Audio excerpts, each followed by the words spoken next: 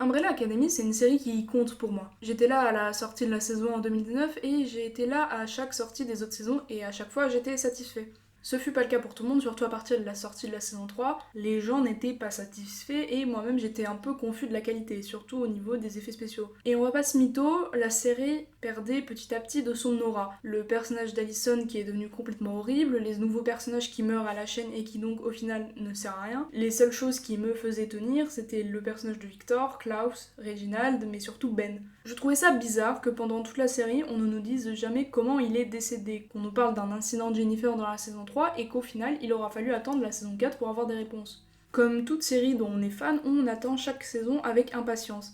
Mais quand la saison 4 est annoncée comme la dernière et qui plus est ne fera que 6 épisodes, je comprends que n'importe qui ait pu se poser beaucoup de questions. Est-ce qu'on aura la réponse à nos questions? Est-ce qu'on va enfin comprendre l'incident de Jennifer? Est-ce que encore nos personnages vont devoir arrêter l'apocalypse? Et c'était ok comme scénario de juste sauver le monde, mais pour moi, si l'apocalypse devait encore revenir, c'était tout simplement qu'elle ne serait jamais évitable. Umbrella Academy, ça ne pouvait pas conclure de mille manières différentes à mes yeux. On aurait soit une histoire complètement différente, donc la fin du monde, on n'en parle plus du tout, soit si la fin du monde doit avoir lieu, c'était pour moi la seule conclusion possible, que personne, ou du moins nos personnages qui sont spéciaux, ne s'en sortent pas. Et je sais que la fin de la série n'a pas plu, et je pense comprendre. C'est pas fréquent une œuvre qui finit par tuer tout le monde, et c'est pas fréquent une œuvre qui tente quelque chose d'aussi risqué. Et on sait que Netflix pensait eux-mêmes que ce ne serait pas une bonne saison. Il n'y a pas eu de marketing comme les autres saisons, et même les acteurs principaux ne se sont exprimés dessus qu'après la sortie de la saison 4. Donc j'avais peur que l'une de mes séries préférées se casse profondément la gueule, que ça ne réponde pas à toutes mes questions et aussi à mes attentes. J'aurais aimé qu'on ait plus d'épisodes parce que la seule chose que je reproche à cette saison, c'est son rythme et sa durée.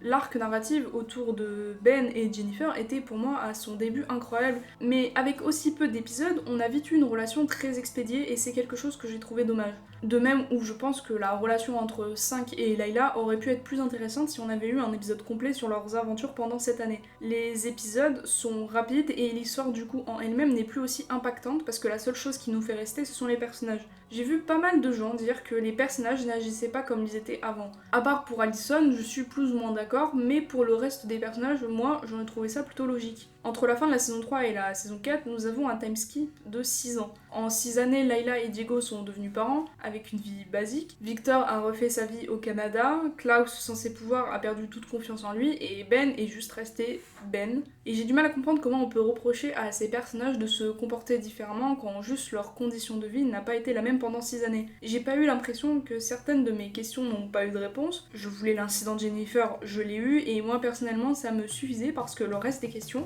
j'ai toujours trouvé qu'elles avaient pas grande importance. C'est pas plus mal que dans certaines œuvres on n'ait pas toutes les réponses, que ce soit libre à la théorie ou juste en fouillant et analysant un peu chaque saison, on peut arriver à une certaine conclusion.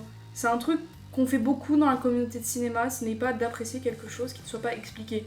On cherche à ce que chaque chose ait du sens et une explication rationnelle, mais le cinéma, et ce n'est que mon avis, ce n'est pas constamment expliquer ce qu'on voit ou ce qui est dit. Certaines œuvres le font et ce n'est pas un problème du coup, et c'est justement ça qui est bien dans le cinéma. Il y en a pour tout le monde. Et Umbrella Academy et sa narration et ses personnages, c'était évident que sur la fin, ça n'allait pas mettre tout le monde heureux. La fin de Umbrella Academy, c'est littéralement un suicide collectif. Et certes, c'est pas joyeux, certes, j'ai failli pleurer, mais quand 5 nous dit que la seule solution, c'est ça, personnellement, je le crois. 5, c'est celui grâce à qui tous nos personnages sont en vie. Et sans lui, aucune fin du monde n'aurait pu être évitée. Donc pour moi, si lui abandonne, si toutes les autres versions de lui-même lui ont dit tout au long de la série d'abandonner, c'est qu'à un moment, il n'y a juste pas de solution. Et le problème, on le comprend assez vite, c'est tous nos personnages. On pourrait se dire pourquoi ils n'ont pas essayé d'empêcher la fin du monde.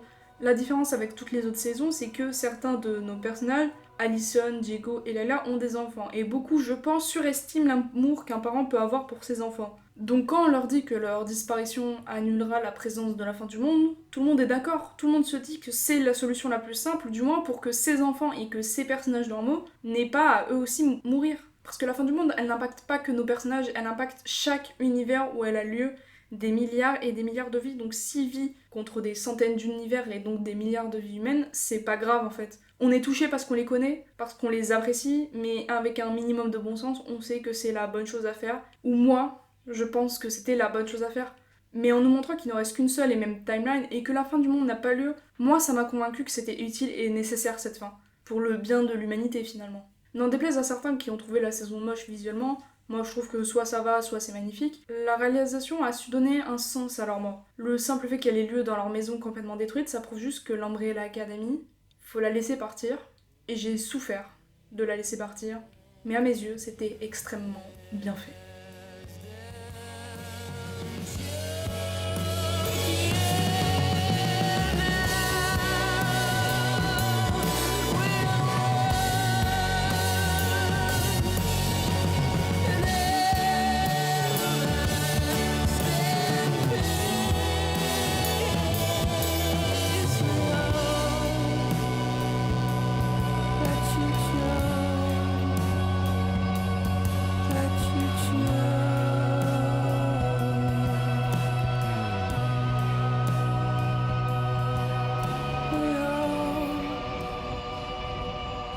Let you chose.